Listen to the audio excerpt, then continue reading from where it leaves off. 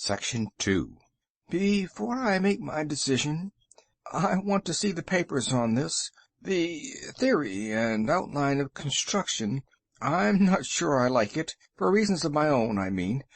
But I want to look at the material. If you'll do that. Certainly. Kramer stood up and went to the door. Gross and the two security agents were standing outside, waiting tensely. Gross, come inside. They filed into the room.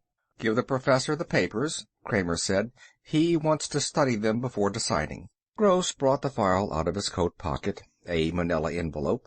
He handed it to the old man on the bed. Here it is, Professor. You're welcome to examine it. Will you give us your answer as soon as possible? We're very anxious to begin, of course.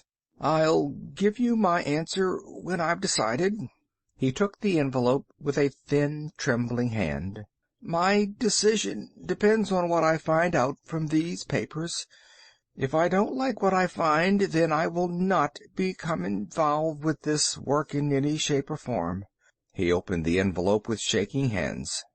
I'm looking for one thing. What is it? Gross said. That's my affair. Leave me a number by which I can reach you when I've decided. Silently, Gross put his card down on the dresser. As they went out, Professor Thomas was already reading the first of the papers, the outline of the theory. Kramer sat across from Dale Winter, his second in line. What then? Winter said. He's going to contact us. Kramer scratched with a drawing pen on some paper.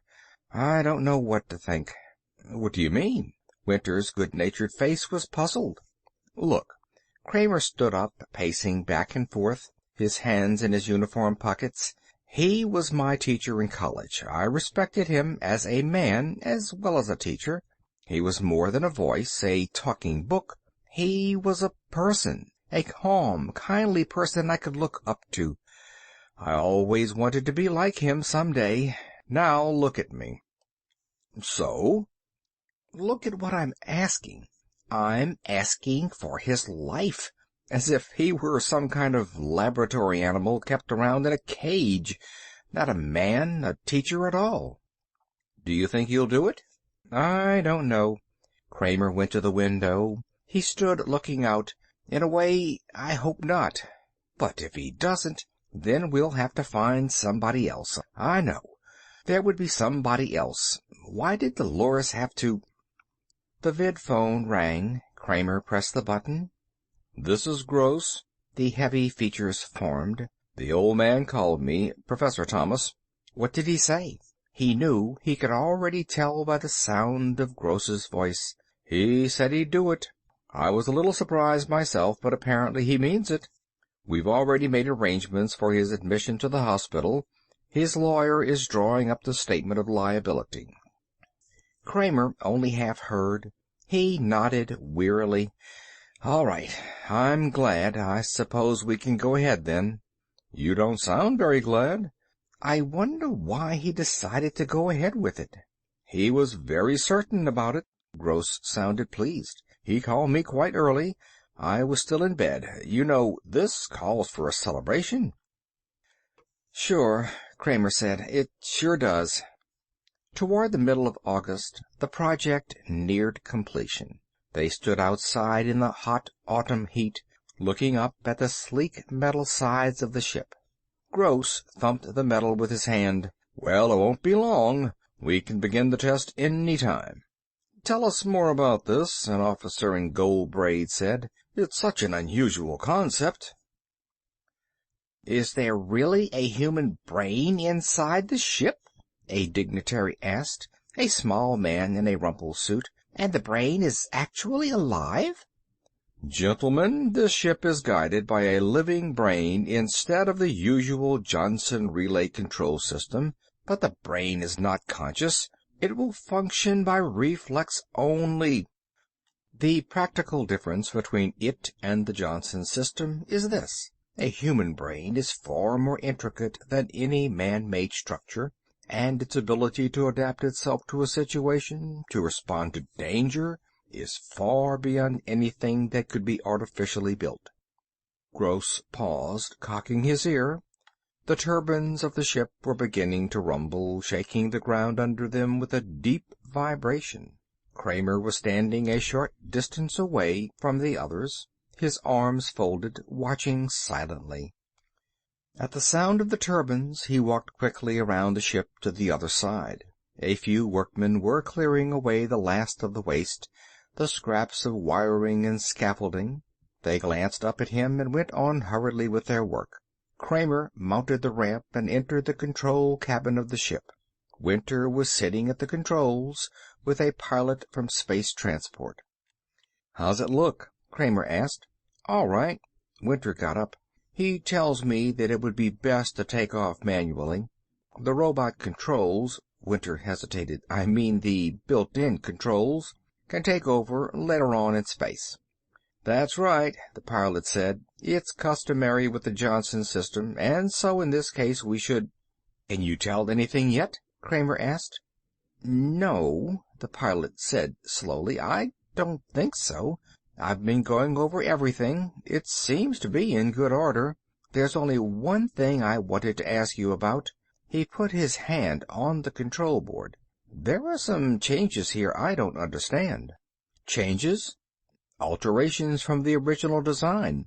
I wonder what the purpose is." Kramer took a set of plans from his coat. "Let me look." He turned the pages over. The pilot watched carefully over his shoulder. "The changes aren't indicated on your copy," the pilot said. "I wonder—" He stopped. Commander Gross had entered the control cabin. "Gross, who authorized alterations?" Kramer said. "Some of the wiring has been changed." "Why, your old friend." Gross signaled to the field tower through the window. "My old friend?" "The professor. He took quite an active interest." Gross turned to the pilot. "Let's get going. We have to take this out past gravity for the test, they tell me. Well, perhaps it's for the best. Are you ready?" "Sure." The pilot sat down and moved some of the controls around. "Any time." "Go ahead, then," Gross said. "The professor—" Kramer began, but at that moment there was a tremendous roar, and the ship leaped under him. He grasped one of the wall holes and hung on as best he could. The cabin was filling with a steady throbbing, the raging of the jet turbines underneath them. The ship leaped. Kramer closed his eyes and held his breath. They were moving out into space, gaining speed each moment. "Well, what do you think?" Winter said nervously. "Is it time yet?" "A little longer," Kramer said. He was sitting on the floor of the cabin, down by the control wiring.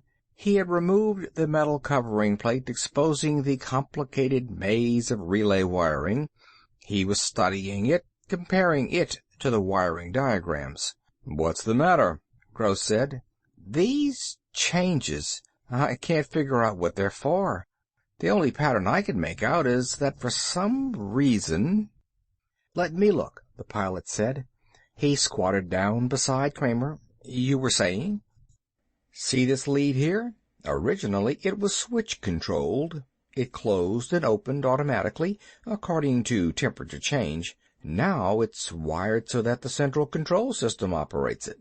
The same with the others. A lot of this was still mechanical, worked by pressure, temperature, stress. Now it's under the central master." "The brain?" Gross said. "You mean it's been altered so that the brain manipulates it?"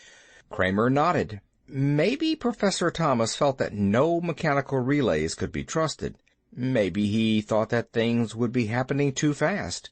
But some of these could close in a split second. The brake rockets could go on as quickly as—" "Hey," Winter said from the control seat. "We're getting near the moon stations. What'll I do?" They looked out the port. The corroded surface of the moon gleamed up at them, a corrupt and sickening sight. They were moving swiftly toward it. "I'll take it," the pilot said. He eased Winter out of the way and strapped himself in place. The ship began to move away from the moon as he manipulated the controls. Down below them they could see the observation stations dotting the surface, and the tiny squares that were the openings of the underground factories and hangars. A red blinker winked up at them, and the pilot's finger moved on the board in answer. "We're past the moon," the pilot said after a time. The moon had fallen behind them. The ship was heading into outer space. "Well, we can go ahead with it." Kramer did not answer. "Mr. Kramer, we can go ahead any time." Kramer started. "Sorry, I was thinking. All right, thanks." He frowned, deep in thought. "What was it?" Gross asked. "The wiring changes. Did you understand the reason for them when you gave the okay to the workmen?" Gross flushed. "You know, I know nothing about technical material. I'm in security." "Then you should have consulted me." "What does it matter?" Gross grinned wryly. "We're going to have to start putting our faith in the old man sooner or later." The pilot stepped back from the board. His face was pale and set. "Well, it's done," he said. "That's it." "What's done?" "We're on automatic. The brain. I turned the board over to him, I mean, the old man." The pilot lit a cigarette and puffed nervously. "Let's keep our fingers crossed."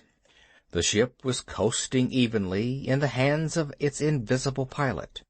Far down inside the ship, carefully armored and protected, a soft human brain lay in a tank of liquid, 1,000 minute electrical charges playing over its surface. As the charges rose, they were picked up and amplified, fed into relay systems, advanced, carried on through the entire ship. Gross wiped his forehead nervously. "So he is running it now. I hope he knows what he's doing." Kramer nodded enigmatically. "I think he does." "What do you mean?" "Nothing." Kramer walked to the port. "I see we're still moving in a straight line." He picked up the microphone. "We can instruct the brain orally through this." He blew against the microphone experimentally. "Go on," Winter said. "Bring the ship around half right," Kramer said. "Decrease speed." They waited. Time passed. Gross looked at Kramer. No change. Nothing. Wait. Slowly the ship was beginning to turn. The turbines missed, reducing their steady beat. The ship was taking up its new course, adjusting itself. Nearby, some space debris rushed past, incinerating in the blasts of the turbine jets. "So far, so good," Gross said. They began to breathe more easily. The invisible pilot had taken control smoothly, calmly. The ship was in good hands. Kramer spoke a few more words into the microphone, and they swung again. Now they were moving back the way they had come, toward the moon. "Let's see what he does when we enter the moon's pull," Kramer said. He was a good mathematician, the old man. He could handle any kind of problem. The ship veered, turning away from the moon. The great, eaten-away globe fell behind them. Gross breathed a sigh of relief. "That's that. One more thing." Kramer picked up the microphone.